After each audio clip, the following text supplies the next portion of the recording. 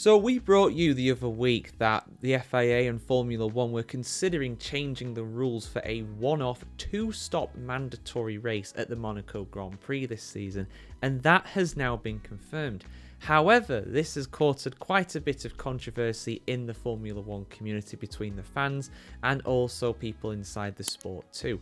I'll explain why in this full article here on the F1Chronicle.com, guys, because despite a lot of problems being at Monaco when it comes to the entertainment side of things and F1 and the FIA trying to do something about that, not everybody is happy. But let's explain why in this article as always. A cloud of controversy emerged from Wednesday's meeting of the Motorsport World Council as the FIA body approved mandatory two-stop strategies for the 2025 Monaco Grand Prix. In a statement, the FIA said the move requiring each driver to use at least 3 sets of tyres in the normally processional race is to improve the sporting spectacle. It's a little artificial, said Red Bull team boss Christian Horner, but it does add another dynamic and another possibility for Monaco to move away from the very stagnant, boring race that it can often be. But the artificial rule was not the cloud of controversy that emerged from the World Motorsport Council meeting.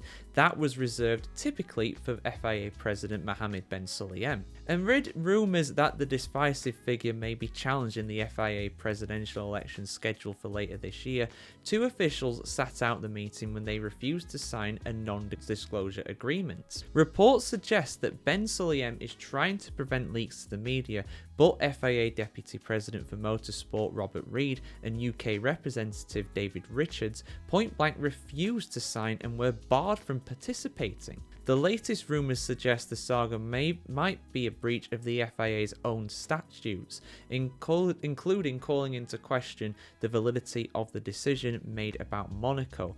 An FIA spokesman played down the matter.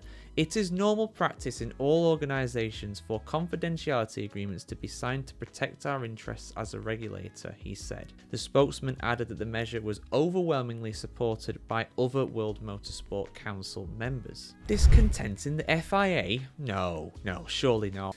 Yeah, I mean, it's not a positive sign for sure, and it is normal in a sense to do an NDA when there is something sensitive being discussed that is, personal to the company. I don't think there's anything too wrong with that. That is kind of standard practice, really. But it's not great that 2 people are point blank refusing to sign and sit out. Maybe there's a symbolic reason for that. I don't know. But yeah, interesting stuff there. I genuinely thought it was going to be about the controversy about the two-stop rule, which a lot of people are complaining about. Personally, for me, and I said this at the time, I think it's something positive because you can't go changing Monaco, because then you lose the Grand Prix circuit that is so sanctified in Formula 1 and also motorsport as a whole.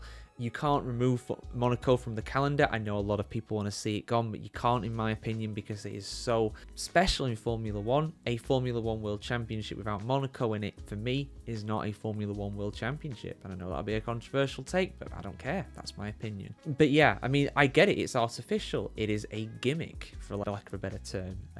But at the end of the day, it's doing something different, and allowing mandating 3 different dry tyres during a race is, I think, going to spice things up a little bit. Will it make Monaco a good race? No, probably not. It probably won't make it that much better of a race. It might improve it a little bit and there'll be a little bit more intrigue there. But the red flag rule, with the tyres being changed then during the red flag, that is something that needs to change in my opinion. And that is something that my good friend Ruby Price did actually comment on our Facebook page recently, basically saying this, this is kind of a positive step, but it's not fixing the main issue, because the main reason why the race was so dull last year was because all the guys just basically changed their tyres after 1 lap when there was that early red flag, and then that actually did count towards their mandated pit stop, so they basically ran the rest of the race on 1 set of tyres. So we didn't even have 1 stop because of that.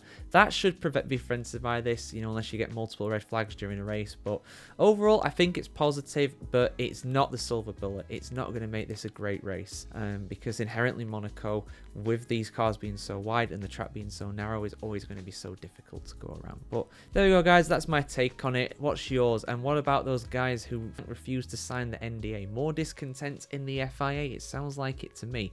If you want to see more F1 news and opinion pieces, do keep it tuned here to the F1Chronicle.com. Like, share, comment, subscribe as always, guys, and we'll see you very soon for some more content on the world of Formula 1, just like this.